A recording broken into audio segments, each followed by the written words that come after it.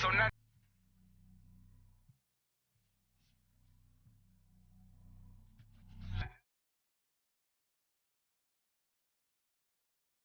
it's just a dance.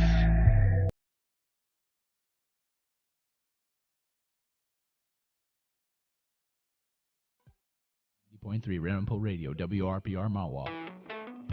Ramapo! Are you sick of DJs who get paid to get songs played off a set list that exists in the money-filled fists of the fat cat? That's old hat. You don't need that. Let's bring back the good tracks with the real cats who you knew you, and blew you away with the way they could say what they wanted to say every day. Let's bring back the good old days when cruising with the tunes in the afternoons was in, and human beings were human beings who loved the simple things, not being rough, tough, or rich enough to buy all that stuff. When people drove with their windows open and listened to music and had good times rolling, and they loved singing with the radio. Singing with the radio. Let's bring that back. Ramapo 90.3 on the FM dial. While streaming online, you'll find WRPR is by the people for the people. And let's bring back singing with the radio. Singing with the radio. You're listening to WRPR Mawa. Now that's a face for radio. You are now listening to Beasts of the East with Ryan Morick, Scott Thompson, and Dean Roventini on WRPR 90.3 FM.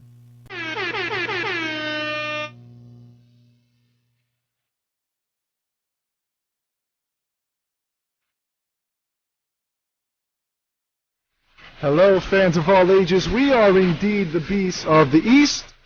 Ryan Morick, Scott Thompson, Dean Roventini here with you on this Wednesday, October 12th, 2016.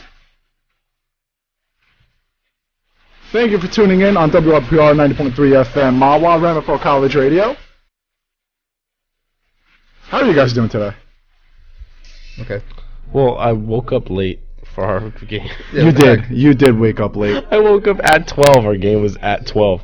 I set my alarm, and I do it sometimes, and unfortunately today was one of those days, for 10:30. But it was set to PM, not AM. So I slept right through it. Clearly I needed sleep because I woke up at 12 o'clock. I was all groggy. I was like speed walking down to the field. I didn't miss much. You guys were up like 2 scores already. I walked down there. I saw an interception by Shore. So we that was like the first drive. Exactly. I did a good job. We've had an interception on the first drive in back-to-back games. We're not the first game? I don't think so. Yeah, I mean, first game I think was 3 games in a row where we've had an interception on first drive. Wow, we're good. We are pretty good. Some say the best in the school. Some do say the best. It's not even tooting our own horns, but yeah. We have been getting a lot of compliments though. We really have been. That's like nice. It's funny. I think we're 3-0, which we're not. Like we're 2-1. We are 2-1. But people like think we're 3-0. Like, you know what I mean? Like well, we could be a 3-0 team if we didn't play. Of course. You Nationals, bro. God himself. Like quarterback. I mean, you should have seen him today playing against the team we played first week. Oh, yeah. Stupid. It was so funny. I forgot. I didn't stay. Me and Ryan had to go call the game, so when we walked by, it was the baseball team was playing them, and he wasn't even trying. He might as well have thrown lefty. He was going to throw dimes. Pretty much, yeah. That's pretty much how it went today. Well. So we took home the win. Of course. But the New York Giants, we've been talking about it all week. Oh, Dean, by the way. What's up, man? Thanks. How was hosting the show? It was alright. It was alright. I mean, it was fun. It's hard to come up with stuff. And yeah, you're telling me. I do this every day. Yeah, I know. And you guys just... But you know what? My back hurts. Mike's not a big talker. So it's hard to like fill in space. The best part. But he was good though. I was listening on Monday when I was driving, and all I hear is Dean's like, "Oh yeah, Giants this, Giants that." Mike, you didn't watch the game, and I was like, "Oh God, this is just gonna be Dean talking for a whole hour." Yeah, but then he brings up a stat like as if he did watch it. He's like, you know, the Packers had 39 minutes possession in the Giants. I was like. And I'm sitting here. I was like, all right, great. His phone is set up right there. I lean over and I'm like, oh, he's looking at he's looking at ESPN. Oh no, it was not just pulling it out of nowhere. I mean, me and George were listening to it walking back from the soccer game as well, and we listened and we just hear Mike talk. He's like, Eli and George like, wait, he didn't even watch the game. Yeah, no. It was fun though. But How did yesterday go? Monday went all right. Yesterday was good. What did you guys talk about?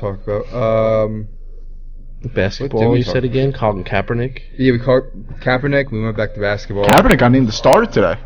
Yeah, No, that was yesterday. Yesterday. That's why. Oh, that was yesterday. Yeah, that's why Okay. we talked about it.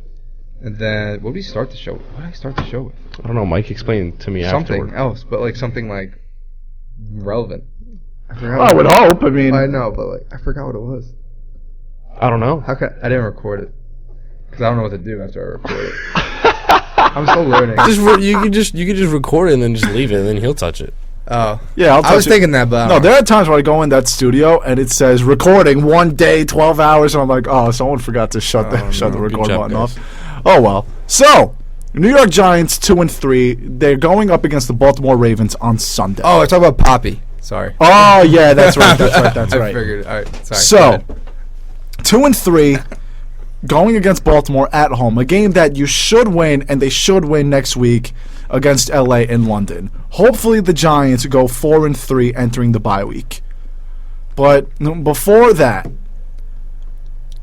there has been a lot of talk over the last couple of weeks, especially with this 3-game losing streak, that Jerry Reese might get fired at the season's end, especially if the Giants don't make the playoffs. I said last year the reason why Jerry Reese kept his job, there were 3 reasons why Jerry Reese kept his job last year. A, he drafted Odell Beckham Jr. B, he's relatively young. And C, there was room for improvement. He improved the defense a lot, but a lot of people are ripping him for not doing anything with that offensive line. So, if the Giants don't make the playoffs, does Jerry Reese get fired, or should he get fired? No, not at all. No, because I agree with you. the way he did everything, yeah. Offensive line compared to what the defense was last year, I think defense was top priority. You can't go out there and get every single person that you need fit. I mean, they could have done it in the draft. That's a good speculation toward that. But either way, they had to bolster up their defense, and clearly that defensive line isn't working out right now. And you can't blame, we always talk about, managers in baseball. You can't blame your players for not performing to what they're supposed to. I saw a great tweet. If Picasso never had art, he wouldn't be an artist. Exactly. Exactly. No. That's perfect. The only thing you could speculate. Or paint. If you didn't have paint, you wouldn't be an artist. That's it. If you didn't, If you didn't have art, try right. Yeah, it's probably paint. No, but I don't even think it's a tough call to make. Next year you can talk about it if you don't address that offensive line, because I think that's one of your main issues right now. But because the defense isn't performing up to the standards or the money that was given to them, I mean, I think they are. It's a lack of turnovers that look like it. I don't think so. But you have to remember that they just let up only 23 points to the Packers. They only let up 13 to the Saints. They let up 19 to the Cowboys, who have now been playing excellent football. You said only 23 points. That's 23 points. That's not bad against the Packers. That's not bad. It's just Green Bay at home coming off of a bye week when you just played on Monday night and your secondary is hurt. It's just the That's not bad. It's just the way it happened. I'm talking. Well, you want me to talk defensive line specifically? Aaron Rodgers again could have ran upstairs, got a hot dog, and come back down. Right. I mean, I think the secondary is doing a very. When you pay a guy over $50 million guaranteed, and then you're giving Jason Pierre-Paul money as well, I mean, someone's got to put some sort of pressure. I mean, it literally looked like a walkthrough at some point. It looked like they were just trying to contain him the entire time. You can't do that with Aaron Rodgers. Got to be able to put pressure, and they haven't been able to do it for 4 weeks. Pierre-Paul and Vernon have a sack apiece, and that's it. Hankins and Harrison haven't even gotten to the quarterback.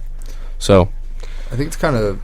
I mean, when you brought it up, I kind of was like just laughing because I don't think it should be really even a conversation right now, because look at the offseason he had. I mean, it was an offseason. We talked about this in the offseason, saying that this is not a Giants type of offseason. They have done something that they've never done in a long time. So I think you keep your job like by this past offseason, even though I just said offseason like 6 times. Offseason. And even with the offensive line, like, I don't know. I'm a big believer of, I don't think you can just sign an offensive lineman and, like it can work. I think it's a group of guys that have to come together, and I like what they're doing, and they're trying to grow. Even though I don't like half of them, I think they're trying to grow a young offensive line for the future, and they're not very developed right now. Like we say, it's just bad play. They're just not playing up to standards. I mean, Eric Flowers is not playing well. Justin Pugh is not playing well. Weston Richburg is getting unfortunate conduct penalties, which makes absolutely no sense for an offensive lineman. I mean, it's stuff like that we were talking about, and I was telling you actually at the soccer game today during halftime, because we always somehow bring up football. The first 2 weeks we were talking about how this team is 2-0, but they still need to just tweak a few things together, and then they can be a real powerhouse.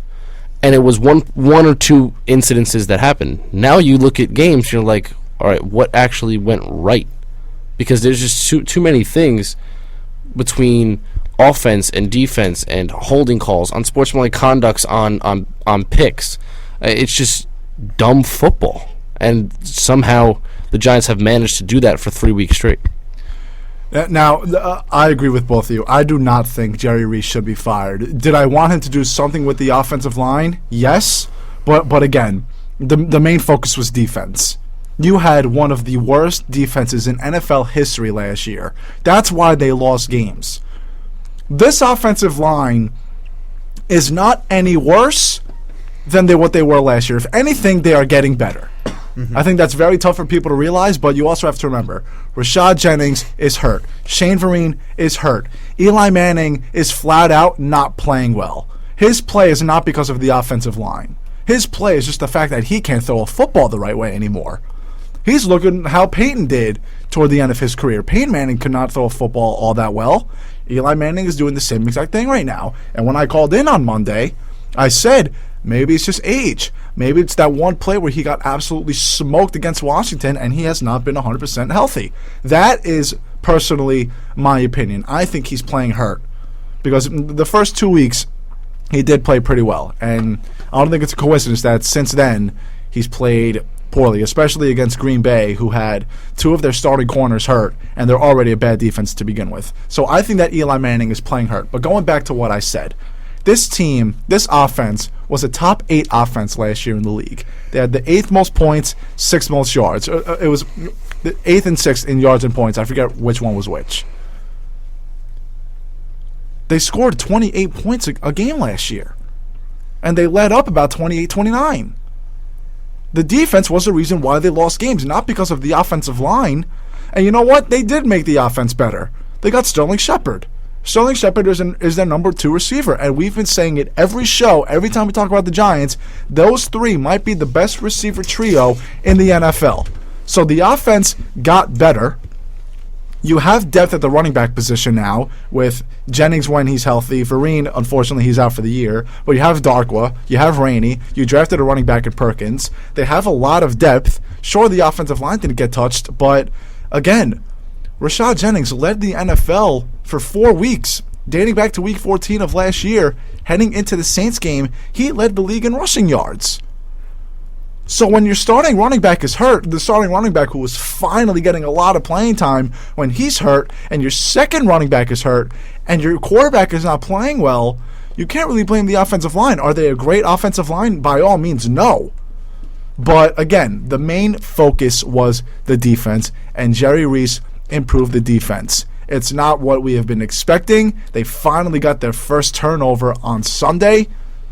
First two on Sunday against Aaron Rodgers, which, of course. Which just doesn't happen. No. Yeah. Because of course it does. But if you think Jerry Reese wants to be fired, did anyone expect Eli to play this poorly? Did anyone expect Odell to not score for the first 4 games? Did anyone expect Rashad Jennings to be out and kill the run game so that 2 safeties could sit back and cover 2 the entire time? Exactly. That's why Jerry Reese should not lose his job. Maybe depending on why maybe if the defense just crashes and burns this year, maybe if the fully healthy defense is bottom 10 of the league again, then okay, maybe Jerry Reese did something wrong. But The Giants are not losing right now because the offensive line is bad. They're losing because Eli Manning is not playing very well. That's the bottom line. They're not playing very well, and you said that and a lot of people are hurt. Yeah, they let up 23 points, and you had DRC and Apple on the sideline. That's good. Because the secondary, if you watched, Trevor Wade had a little bit of a better game than what he did against the Vikings. No, he did. He actually saved a touchdown, kicked the ball out of bounds. And the touchdown to Jordy Nelson, Eli Apple was covering him, and you saw Eli Apple could not run. He couldn't cut. He couldn't put pressure on his legs like that. And still, he had great pressure on him. Jordy Nelson had to sprawl out to catch that, and anyone else probably might not catch that. You get Jenkins getting 2 picks. It's just... There's certain aspects that we said you just had to tweak a little bit. Now you really got to look back and say, all right, we really need to fix this now. Because defensive line needs pressure. Offensive line needs to keep Eli in the pocket for at least 3 seconds. There's a reason he's releasing early is because he is getting pressured. Obviously, he's not standing strong in his pocket. I mean, you saw him roll out to the left the other day, and he couldn't even do it. He tripped and fell and fumbled. I mean, it's play like that. Unfortunately, it's key people that aren't playing well. You have Eli Manning not playing well. That means Odell's not playing well. Rashad Jennings is out. Your top 2 corners are battling groin injuries and hamstring injuries. It's tough, and that's why I don't think you can put any of that on Jerry Reese. He bought his way to a better team, and it definitely was a better team. Look at the first 2 weeks when you hold a team. The defense is better. When you hold a team to 19 and 13 points, that's how you know it was better. It's just now you need. We gave you the money. You need to perform now, and that's not his fault. It might not look like a $200 million defense or however much money they spent, but it is much improved. It is much improved, and I don't think you can blame Jerry Reese on it. 201-825-1234 is the phone number. That's 201-825-1234. And this was the conversation last year. Why did Tom Coughlin get fired and not Jerry Reese? Jerry Reese didn't give Tom Coughlin the players. And we say it all the time. How much can a coach or manager do if they don't have the players? Well, flat out, Tom Coughlin did not do a good job last year. He's turning 70 if he hasn't already. It was his 12th year as a head coach. He was done. Was on his way out, yeah. And he's been on the hot seat for 5 years. If he didn't win a Super Bowl, or if he didn't win one of the 2 Super Bowls, he would have been gone 4 years ago. That's the year after they won the Super Bowl. People were calling him to be fired. So that's why Tom Coughlin, quote unquote, resigned, because it just wasn't there anymore. He's 15 years older at least than Jerry Reese. Again, Jerry Reese kept his job for 3 reasons. There was room for improvement, which he did, his age, and he drafted Odell Beckham Jr. Those are the 3 reasons why he kept his job. It's that simple. And that's why GMs keep their jobs, too. I mean, sometimes it comes down to, obviously, there's luck involved, but at the same time, it's strategic luck. You could say when he drafted Odell Beckham, obviously the top receiver coming out of that draft, but you didn't think he'd have that immediate impact that he did. And then, having to face problems. Obviously, the main issue was fixing the defense. And what did he do? Took the cap space they had and spent it. Rightfully so. You give it to Olivier Vernon. I think he will live up to his money. Just right now, he just needs to figure out how to get to the quarterback. They're stopping the rush. They're setting the edge. They are. It's just making sure that you can get to the quarterback, and you got to put on pressure. That's how you win ball games. Got to be able to make sure that, we always talk about unforced errors and how you don't want to make any. You got to force the quarterback to work. If he beats you, fine. But right now, it's just very lackadaisical on both sides. And even some of the insurance for Jerry, for Reese about his job. You say he drafted Odell Beckham. These past couple of drafts, these past years, he's done a phenomenal job. I mean, you look at this past year with Eli Apple and Shepard. I know it's only a couple weeks into their careers, but they've been meeting expectations, and some, even Shepard surpassing them already. No one knew what he could be. Even when, was it 2 years ago when they traded up in the second round, they got Collins. That was last year, 2015. Yeah. Loved that. Loved that. I thought it was amazing. Smart pickup. So it's showing, I think, us as fans, that he's kind of, he's getting it. He knows who to draft. That as an organization are have faith in guys come draft day, and they're drafting the right guys, and it just sets up for the future. So he's doing a great job. And you look at this draft history. The Giants are actually, let me go back. How many draft picks do you guys think the Giants have from 2011 still on their team? Take a guess. 2011? 2011. Justin Pugh. Justin Pugh was drafted 2013. 2013. Ryan Nassib? That was 2013 also. You're saying from 2011, how many people? No, the year 2011. The year 2011. Who did he draft? Oh, I thought you meant from 2011 on. No. The year 2011. I'll just say it. The year 2011 and the year 2012, they had 15 draft picks. Not one of those draft picks is on the Giants today. Really? Yes. Prince Amukamara was the first-round pick of 2011. He left. Marvin Austin, don't remember him. Marvin Austin. Jarrell Jernigan, remember him? Yes. Jarrell Jernigan. James Brewer and a bunch of guys I never heard of. Tyler Sash, who just recently passed away.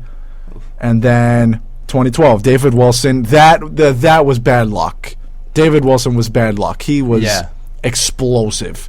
Ruben Randall, bad. Did he compete? He competed in the Olympics? He Not was the Olympics. attempting to. Yeah. Oh, he didn't make it, though? Because considering he ran God knows how fast. Yeah. J-Ron Hosley, Adrian Robinson, all these guys. Marcus Kuhn was their seventh. None of them are on the Giants anymore. 15 draft picks.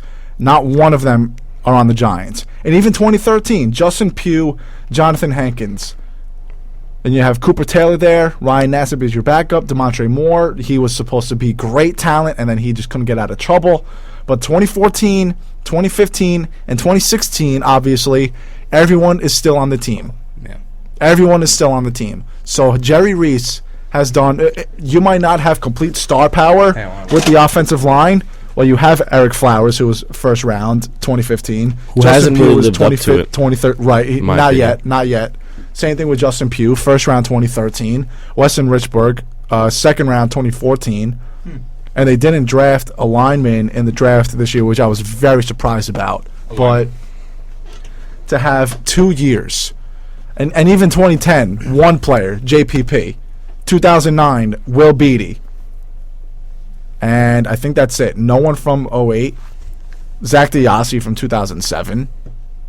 So they essentially have no one. So they had 5 bad drafts in a row, essentially. But Jerry Reese is now getting the job done. He's had 3 pretty solid drafts. No star power, but they have consistency. And I think that's what you want. Oh, yeah, without doubt.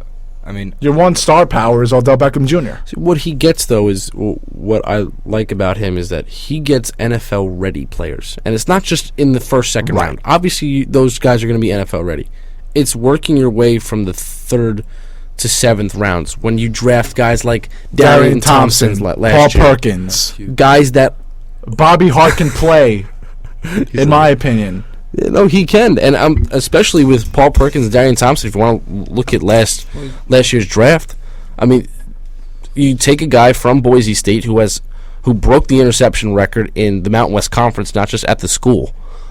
A guy that is a ball hawk, someone that you need because that complements Landon Collins being aggressive and being able to tackle.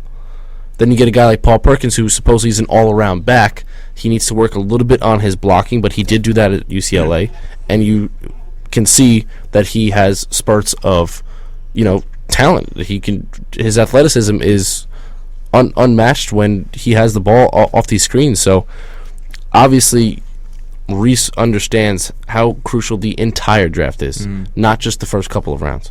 Anyone know why Justin Tuck is still technically listed as an active player? Well, I have no clue. No, didn't he retire? According to Pro Football Reference, he was listed as an active player. Didn't he do the whole? That's what I thought he did too. 1 day deal. That's what I thought he did too. But his name is bolded. Mm-hmm. Trivia question for you guys. Eli Manning. No. 14. Last, who is? I'm not going to say the oldest, but oldest Giant. No. How do I phrase this question? Don't know. You're the one. You're the one who wants to play trivia. Who is the oldest draft pick that's still active that the Giants have made? Who's That's still currently in the NFL today? Oh, he's still in the NFL? Yeah, he's still in the NFL. I'm assuming it's not Eli. It's not Eli. O.C. Umenyiora retired. O.C. Umenyiora retired. That's a good guess, though. That's a good guess. And it's not Justin Tuck, apparently, even though he's active. Apparently. Trick question. It's no one. No, it's someone. Give me a team. He's not on the Giants anymore. Give me a team. What team is he on? That'll give it away. Will it? Yeah. Is it really that bad? He's on the Chargers. Oh, Phillip Rivers. Oh! That's See, a good trick one. question. Duh. So he is the. Thank God. So how would I phrase that question? How He is the oldest draft pick the Giants have made. that the Giants He's have the made. oldest That's active the- draft pick. Yeah. He's the oldest active draft Dean. pick that Yeah, the he's Giants have active. made. That's not wow. Thank God. That's a good play on words. You know What I do you don't- think the Giants would be if they never made that trade? Never Super Bowl. Honestly, Not a single Super Bowl. You know I hate Phillip Rivers. you I don't mean, like Phillip Rivers. I'm not a big fan. And the fact still that don't know this how I year feel about him. preseason they put Phillip Rivers ahead of Eli Manning in the power rankings was nuts. And I still don't know how I feel about him. I it's just don't been like 12 years. You see him throw a ball and don't like him. Yeah. Watch him throw. That's what I'm saying. It was here. What are you Come doing? on. You're in the NFL. Well, that team's got loads of problems right now too. So Yeah, that's true. Beast of the East, WRPR 90.3 FM, Ramapo College Radio. We'll be back in a couple minutes, so enjoy these commercials in the meantime.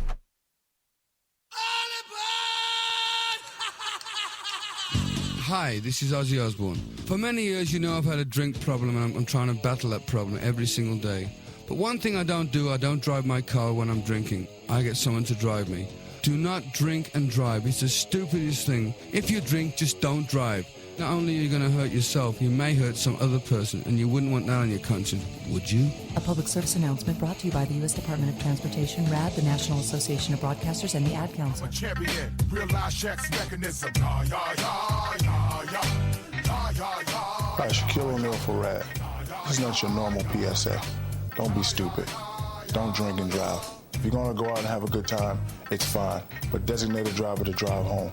Let's stop the madness. Don't drink and drive.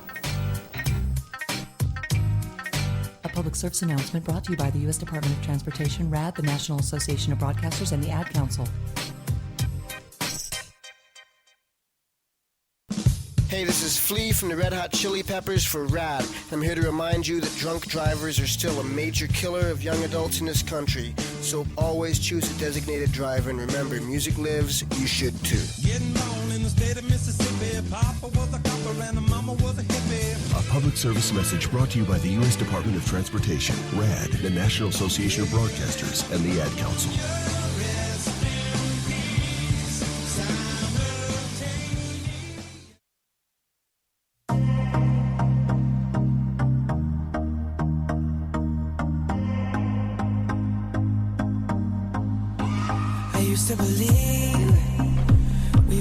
Beast of the East, WRPR 90.3 FM, Ryan Warwick, Scott Thompson, and Dean Roventini. So you know that thing that we play in the beginning of the show? Go ahead. The little sound drop. You know, No, like this thing. Just play it. This thing. You are now listening to Beasts of the East with What is Ryan it? Morrick, was Scott like- Thompson, Oh, it's and a- Dean the Roventini robot? on Oh yeah. You don't have 90.3 headphones, so you don't know what we're headphones playing are right now. creepy. That thing, and then the little horn. Yeah, go ahead. So Scott and I are going to an event on Monday. Okay. I'm not sure exactly what it is. Hold on, let me. Is it on here? I'm not sure. Anyway, so it was supposed to be hosted by JT Thomas. He can't do it anymore. Now it's being hosted by Dominique Riders-Camardi. So we're going, and I'm not sure exactly what. We can't do a live broadcast this time. that was fun last time. That was fun. That was a lot of fun. We had 3 headphones though. We look like idiots. Yeah, we did. We had 2 headphones. It was for us two, and We used the equipment from here. We Yeah. used the equipment we used. We asked our boss if we could use it, and she's like, "Yeah, go ahead. You can take it." so we're interviewing people, and we're interviewing. No, So, like, Olivier Dean- Vernon, we had Periscope. So like, Dean, like I would ask a question like, "So what do you think?" And I'll finish, and I'm like looking at the person, like nodding my head while I'm giving my headphones to Ryan. It was so weird. It just looked weird. And we let them have the headphones. Obviously. And then wow, I'm not gonna say give me it back. Yeah. So anyway, so back to the whole thing. So Dominique Rodgers-Cromartie is hosting it. I'm not sure if other people. I would assume I don't know. When we went to Lucky Strike, Odell came later on. Vernon came later on. Rashad came later on. This is also going to be coming off of a game too, so you don't know who's going to try to recover, like who's going to be hurt. It'll be on Monday night. Again, it's just a wing it, play it by ear sort of thing. So anyway, whoever's there, Dominique Rodgers-Cromartie will obviously be there. We're hoping he could be like, "Hey, this is Dominique Rodgers-Cromartie, and you're listening to Piece of the East." That would be cool. You know what that would be? The horns. Yeah, you still have no idea what I heard it. It's so fun. I'll just make a call, man. Do something. Who, me? Fix this thing. I know. I've been meaning to. I really have been, and I just have a lot to do. It was nice the past 2 days of having headphones. Oh yeah, I'm sure it was. You want to just hit? You want like I don't mind. It's not cool anymore. All right, just checking. So the Cubs last night. Look at that. I'm so happy because I was saying last night when everything was happening, I said, you know what? They're gonna win. They're gonna go back to Chicago, and the Giants are gonna win, and it's just gonna be Theo Epstein breaking things in his office. But thank God that wasn't the case. You got nervous though. I got nervous. Yeah, I'm not even a Cubs fan. I got nervous. And I find myself rooting for the Cubs because I hate that. Because like, who would you rather? The entire world was going against the Giants. Seriously. Yes. Would you rather have a team who hasn't won in over 100 years win a World Series, or would you rather have a team who has won 3 times in the last 6 years win a World Series? No, you're right. I'd definitely go with the team who hasn't. And I was so sick of the even year guard. It's an even. Oh, it just magically started working. Why didn't it work in 2008 or 2006, 2004, 2002, or 2000? Yeah. Like, why you gotta look at it like that? Because I'm literal. You don't get this from me by now? No, I get that. I'm just saying that the recent trend has been an even year. Going back to 6 years, obviously something's clicked. Yeah. But it's also just a great marketing. That's true. Yeah, it's all marketing. But like people actually believe that though. Yeah.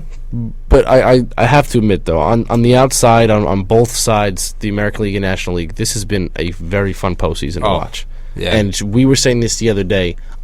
Don't care who makes it in from the AL because both these teams have not been there in a while, and you wouldn't mind seeing one of them win. That's why I'm kind of rooting also for the Nationals to win, because if you face the Cubs, I mean, it's going to be 4 teams that haven't won a title or even seen a title in a while.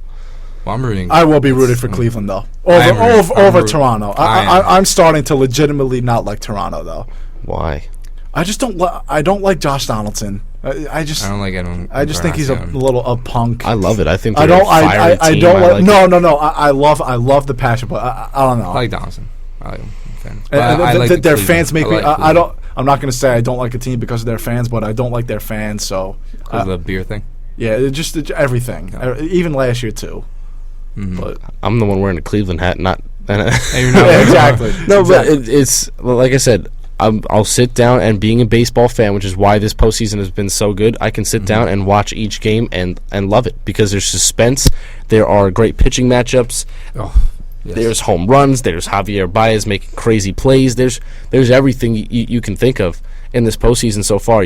Unfortunately, you have Big Papi getting out, but yeah, it's been a lot of fun. I was actually we talked about this yesterday. When that's dirt off the shoulder for me. When the Red Sox lost to the Indians, there was a camera on Papi.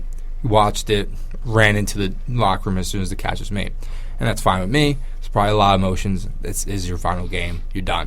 So a lot of emotions running there. And baseball is really the only sport, and hockey too, where you don't go up to anyone after the game. Football you do, obviously, because you only see them once a year. Well, hockey you do in the playoffs. If you eliminate them. Well, in the playoffs, yes, you have the handshake. Yeah, you have the handshakes. But anyway, so my problem was Cleveland. You can celebrate, you jump around, whatever you want. You guys did make it. You guys are moving on. Awesome. But my problem was get off that field as soon as possible. You jump around, you do. So the fans could have. Yes, have it for Papi. The only problem I had was they got the hats, they got the T-shirts. Some guys were getting interviewed still. Go in the locker room. You're away. This is not your field. Go in the locker room. Start popping champagne. Do whatever. Have fun. Get your shirts. Do your thing. Then let Poppy have his thing. It took a while, but eventually Poppy came on the pitcher's mound. Shed a tear or what to, and everyone. As soon as the out happened, the whole entire Fenway was chanting Poppy. It was awesome. Yeah, no, I watched the video of them mobbing each other, and you heard the Poppy chants, and I was like, oh, I mean, they knew right away. That was pretty cool. I mean, you guys know I don't like them, but that's one hell of a career, and you know, no fan was leaving until they came back onto the field. No fan was leaving. If I was a Boston fan, I would never. But it's good postseason. I saw a tweet the other day, though, and this is what I want to talk about. Sure. It said something. What did it say? It was like, if the MLB ever puts the DH rule in the National League, I'll be livid, or something like that. See, I understand that National League fans want the pitchers to hit or whatever, and some American League fans do too. And then I saw a reply tweet that was like, yeah, pitchers hitting, that's real baseball. So real baseball is having guys who legitimately are not good hitters get lucky. That's good baseball to you. That's traditional baseball. That's not good baseball. Traditional, yes. And it makes but it's not good baseball. Well, you know what good baseball is? The steroid era. I hate to say that on radio, but steroids, 1998, that year, that era, baseball was dying. Baseball was a dying sport. And McGuire and Sosa and Bonds, without them, baseball would be dead. It would be dead. Make a point. Yeah, you're right. Fans like hitting. I understand that it's hysterical to watch Bartolo Colon round the bases. It's awesome when Jake Arrieta or Madison Bumgarner hit a home run. It's incredible. Cool. But is that good baseball? Is that one out of how many at bats? What's more entertaining? And why do you think American League ERAs are so much higher? Because they face a DH. Yeah, it's is that your question? Do you want? Yeah, what is your question? My question is, should the NL have a DH? Absolutely. I don't care what they do. I just want it to be both. I just want the same thing to happen for both. DH makes more sense. Exhibit A. Ching-Ming Wang, because he was rounding the bases, basically killed his career. These pitchers aren't used to it. They're not focused on hitting. It's an easy out. It's anything you can. Obviously, not an easy out if you're facing Bumgarner or the part that's real baseball is a sacrifice bunt. That's real baseball. But Bartolo Colon's slap swing that barely hits the outfield, that's not real baseball. It's comical. And that's why, Ryan, like you said, AL pitchers normally have higher ERAs than NL pitchers. And it's, if you like hitting, if you like people on base and scoring plays, obviously you're going to want that DH. But it also comes down to safety as well. You don't want to have that sack bunt every time. It doesn't happen every time as well. You see pitchers slipping out of the box and running. Clearly, that's not their forte. Let them pitch, let the hitters hit. Plain and simple. And I don't understand why the NL has not gotten that yet.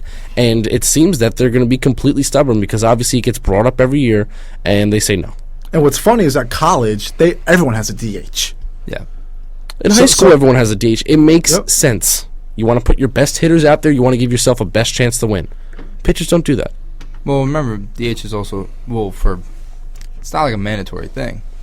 That's true. It is. Obviously, you could put your pitcher out there to hit. And the Giants did it. The Giants did it against Oakland. He did it. Madison Bumgarner was in the lineup. But that's all for marketing and entertainment. It's all marketing and entertainment at this point now. Because what do you see? What do you see every time Madison Bumgarner hits a home run? # pitchers who rake. Yeah. It's all marketing. And it's all in entertainment value. Personally, I'm more entertained by a consistent hitter than a pitcher getting lucky. National League fans might feel different because that's what they see. But give me a guy who can get you 25 home runs, 30 home runs, and 90 to 100 RBIs. It makes games more fun. Over the pitch, it makes games more fun. Exactly. It might not make it more fun in the comical sense. It might make it more fun in the legitimate baseball sense, but I don't care what baseball does, and I do think it's going to change eventually. I just want it to be the same thing for both. Because why should an American League pitcher have to hit against a National League team? And it becomes two completely different sports also. It becomes two completely different ways of managing. Because you have double switches and this and that. I don't know what a double switch is. I legitimately do not know. Really? I don't know. My dad tries to explain it to me all the time. It is very confusing. National League fans know what it is. I don't have a clue. Wait, what's a double switch? A double switch is this. All right, so say pinch hit for your pitcher. He's in the 9 spot. Say, I'm just going to go based off the Mets for some reason. You pinch hit Conforto for some reason off the bench. You pinch hit for Matt. I don't know why I'm doing these guys, but anyway. I like it. So, but that's the lead off the inning. Conforto can get out, whatever. Say you end the inning in the 3 spot. No, that's the 4 spot. If you do the normal switch, the pitcher will still be in the 9 spot, and that means that he's going to be closer. The pitchers will be closer to hitting. You get what I'm saying? If you do the double switch, you keep Conforto in the 9 spot, but you put the pitcher in the 4 spot who got the last out. Okay? You understand? So now, in the sense, when you start over, he's in the 9 spot. Or you can put him anywhere. You can literally put him. If you double switch, you keep the pinch hitter in that lineup spot, and you can take out anyone and put the pitcher there. See, why is that a thing? Why do you have to have 2 separate ways of managing the game? Exactly, and that's what bothers. That's also my thing. That is what overall bothers me about having a DH in the American League and no DH in the NL, because it's 2 different ways of playing the game. That should not happen. Here's my question to both of you guys then. For the World Series, when it is AL-NL, do you think that the NL has an advantage because that AL team has to go to their park and then play something that they're not used to? And then on top of that, you have to. And then the NL has the advantage because the pitcher, the American League pitcher, has to hit. I mean, no, National League pitchers aren't great hitters at that, but they have more practice in doing it.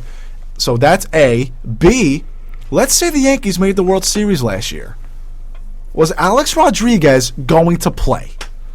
In the National League games? In the National League games. Was he going to play? No. That's a serious question. A lot of people might say yes because of his bat, and you might risk that defense. I don't think the Yankees, especially Joe Girardi, I don't think they would be willing to risk that defense. David Ortiz, a different story. Plug him at first base. If he makes a great play, he makes a great play. You're going to live and die with David Ortiz because he can bat 300 plus. If A-Rod was batting 300 plus last year, then yeah, you play him. Not when you're batting 250 and every hit that you have is a home run. In my opinion, that National League, it's an automatic advantage. I think they have an advantage, but and then it also plays into how important that All-Star game is. It's baseball's the most important All-Star game in sports. Obviously. That's why it's. Don't even get me started on the All-Star game. All-Star weekend. It's so the All-Star game is annoying too. But in my personal opinion, I'm a guy who likes tradition. I like how when you go to the NL, yeah, your pitchers hit. I like when in the AL, you have your DH. I think it plays a part into where guys sign, to where people can coach. I think, and coaches adapt. You see what Joe Madden does. He puts the 8 spots to your pitcher, and it should be kind of I don't know. I'm just, like I said, I'm a traditional guy. If it changed to both having DHs, fine by me. I'm so for that because, like you said, Ching-Ming Wong was a very good pitcher. Pretty much ruined his career from running the bases. I mean, that's obviously a freak accident, but things like that can happen because they're not used to that. They may not have the reaction time to get out of a way of an inside pitch. They don't run bases and they may not know how to slide. Some people don't know how to slide. So it's a freak thing. So right now, let's say the Indians make the World Series. Who's the Indians' DH? Mike Napoli. He's been playing. He's been playing first Carlos base a lot. Santana. Maybe Santana. Yeah, Santana. Would Santana play? No. Over Mike Napoli? You actually might put Santana at first and put Napoli on the bench, but that's the thing. I'm talking behind the plate. You can put Santana behind the plate too. So yeah, but that guy. You're right. Again, that's where it comes in. That's where AL teams have to just, I guess, right now buck up and say, all right, we got to just produce. But Corey Kluber, go ahead out there and hit. I mean, and you know what? Let's say that the National League did have a DH entering next year. Would it be much of a disadvantage for National League players? No. Every National League team has a DH that they could easily. Jay Bruce for the Mets. You want to go back to the Mets? Jay Bruce is your DH. Hold on, Kyle Schwarber, your the Cubs DH. You can do Conforto for the Mets. Every National League team would be able to plug in a designated hitter. Without a doubt. Why? Because they have a pinch hitter every single game to go in for the pitcher. Always. That's true. Always. But no one has They don't have legitimate. They don't have a top DH. Yeah, right. No, but you know what? They'll adapt. And you can in 5 years, some of the top DHs would go to National League, and that can work in their favor too. Is because you can put in a guy who is more defensively sound, say in the outfield, and you have more of a hitting outfield. You working in that way too. So and that's why, because there were a lot of rumors saying that A-Rod was probably going to go to Miami, and there's a chance that he might do that next year. Right there, he's your first pinch hitter. He's your first pinch hitter. You know who said that? Fagan. What, that A-Rod was going to go to Miami? Yeah, he's like, he's going. I was like, I'll bet you money he doesn't go. He loves it down there, too. Loves Florida. He's always down there. He's going to be their owner one day. I'm telling you, prediction, mark it down. A-Rod will be part owner of the Marlins if they stay in Miami, and if they stay in Tampa, Derek Jeter will be a part owner of the Tampa Bay Rays. You serious? Yes. A-Rod will be on TV. And okay. Jeter will be off in the sunset. No, Jeter said he wants to own a team.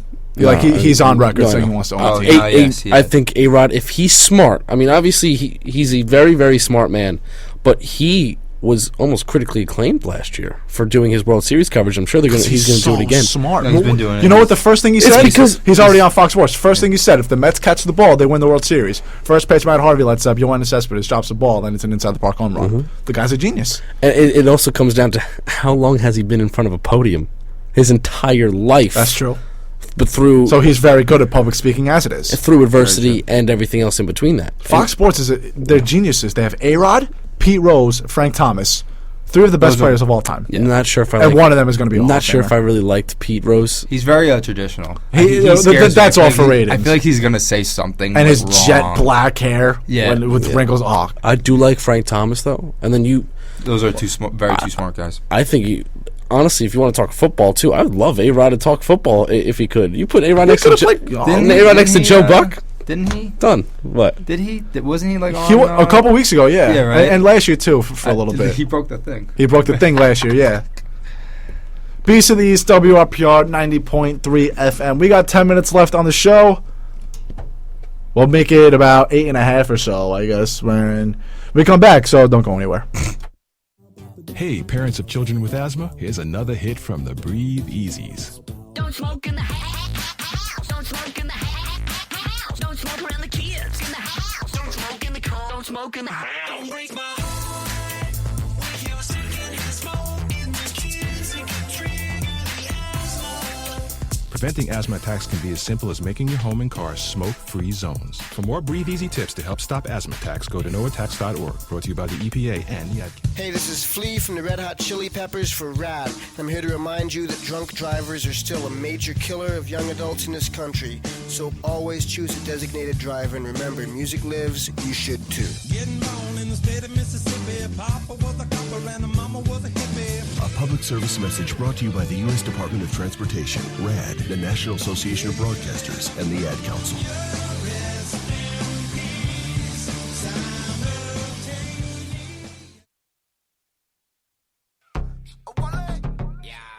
What's up, what it do? I ain't trying to do too much but come through. Cartier frames too much, but it's cool. The only thing strange, they won't get off you. So, entering this portion of the show, we had no idea what we were going to talk about. ESPN. We didn't have a clue what we were talking about going into the last portion of the show. We didn't have a clue what we were talking about on the show a half hour before the show started. I didn't even know there was a show. There was a show. So we have evidence at 5:11. Dean texted, "There's a show." That's true. We're doing. That's a true. show. Actually, we got to get some interviews lined up or something. We got to kill time or something. You know what? We should probably just bring in athletes basketball starts in. You want to do a basketball preview We can maybe do on that, too. Friday? We can do know that, any too. of them, We'll figure it out. We don't know anyone. They don't like us. Yeah. So 7.5 minutes left. 6:52 here in Mahwah, New Jersey, and so we had no idea what we were talking about up until about 85 seconds ago. ESPN alert. Ravens cornerback Jimmy Smith. Anyone ever hear of him? No. All right. Just keep Sounds going. like a common name. Jimmy Smith. 8 Mile, B Rabbit. Okay. Jimmy Smith Continue. Jr. He says, quote, there's going to be a fight if Giants Odell Beckham Jr. hits him after the whistle on Sunday. I have a question for you guys. Oh, I love questions. We have all been very critical of Odell Beckham Jr. Mm-hmm. But He scored. has he ever hit someone, with the exception of Xavier Rhodes, where that was a bit of a mutual thing, What was the has he ever, including Josh Norman, because again, mutual thing, has Odell Beckham Jr. ever hit anyone after the whistle? Has he ever started anything after the whistle? Not at all. No. Not even against Josh Norman.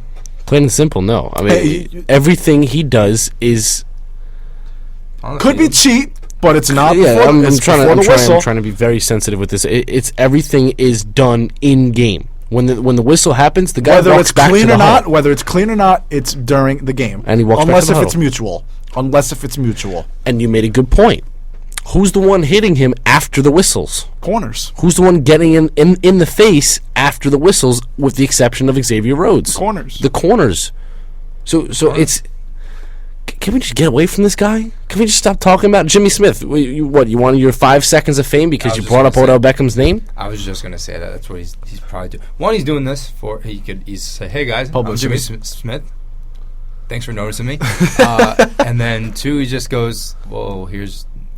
I see that people talk stuff about Odell Beckham. That's how he gets him in his head. Shot fired, number 1. But you know what? The way Odell handled himself on Sunday, though. Great. Positive. Hopefully a positive in the right direction. Everyone's like, he's fine now. You can't go off off 1 week. And but I'm sure he gets the point. I hope so. He did get targeted real quick in that game, so I think that helped too. No, he did. It's not even that, too. I mean, when he scored his first touchdown, which is mind-boggling in week 5, what did he do? Picks up the ball, walks back, runs back. What I saw a tweet though. It might have been from I never go on Twitter. Ralph Vacchiano of the Daily News. Hey, Ryan lives on Twitter. What are you talking about? But there was something. I forgot what it said, but I think it said that when Odell was running back and kissing the net or whatever, Olivier Vernon didn't even acknowledge him. What? When he scored the touchdown and he was running to kiss the net or whatever. It was afterward. I remember the video. And Vernon just didn't even bother to look at him or anything. I don't know what I take that as. I take that as the dumbest media thing you could think of. But someone said it was very telling. Telling in what aspect? I don't. I wish I can find telling. this tweet. Vernon was looking at the jumbotron, if I'm not mistaken. I don't even remember. Who cares if he didn't acknowledge him? He had to get on the field and really dig deep because you had to get a stop. It's literally someone in sports media who's just trying to. I don't look at no, stuff but like that. It's a guy who I really like though, which is surprising. Who? I can't remember. It might have been Ralph Vacchiano. Did you favorite it? Think about it this way though. You want to talk about telling as in what they don't respect Beckham Jr. That's what I think they meant. Okay, well, how about this? Let's take it from our own personal aspect, Ryan. Who did Olivier Vernon walk in with to Lucky Strike when we were at the event with David Tyree? Odell. The two of them together walked in. Oh, that's cool. You really think that they don't respect each other? Like I said, Vernon had to get back on the field. He had to bear down and try to get a stop, and he was looking at the jumbotron. I remember when he walked by. Odell was just walking straight. He wasn't even looking at any of his teammates. He didn't dap anyone up. He just kept walking. You want to go to the net? I hate stories like that, or hate assumptions of that just nature. Trying to kind of get a rise, I guess. I wish I saw it. I say it all the time. I hate sports media, even though like I want to work in sports media. No, it is. There are good parts. Don't get me wrong. Yeah, no, you're right. You like being able to capture, the intensity. I just saw a really funny tweet. Funny, all these guys who scream about football on TV, telling Odell Beckham Jr. to control his emotions. They yell about sports for a living. It is pretty funny. I hate assumptions like that, though. It's too completely different. Always trying to find something bad. Always trying to find some team chemistry that's being killed or a locker room incident. It's awful. I mean, why would you look at it that way? Just because a guy was looking this way and Odell was looking dead straight, not really paying attention to anybody? Well, they're not real teammates if they don't high five after every single play. That's honestly the gameplay. Everything has to be all roses. I tried to search for it and I can't find it. But again, the way Odell handled himself on Sunday, a step in the right direction. But Jimmy Smith saying there's going to be Odell does not hit anyone after the whistle unless if it's mutual. If anything, he's antagonized. He always is. I mean, we say that, and we're Giant fans, so like people can easily say Jimmy Smith. I've never heard of Jimmy Smith in my life. Jimmy Smith, B-Rabbit.